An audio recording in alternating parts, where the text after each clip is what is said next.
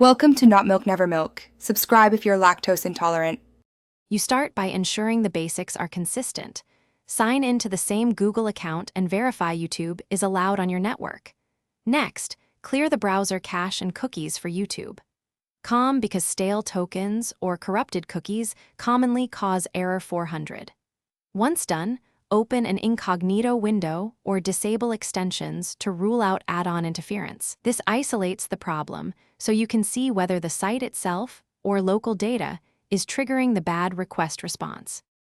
You next tackle URL and network causes.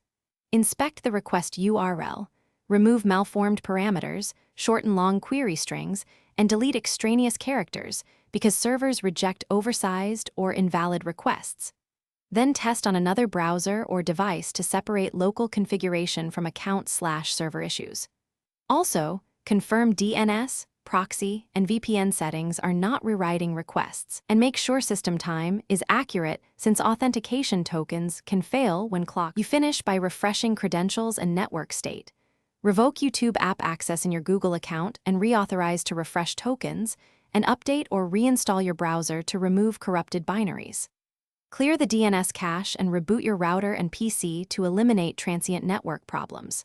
If error 400 persists, capture request details, URL, headers, and timestamps, and try an alternate network. That evidence helps support teams. Troubleshooting tip. If nothing works, switch networks first to quickly rule out ISP or router issues.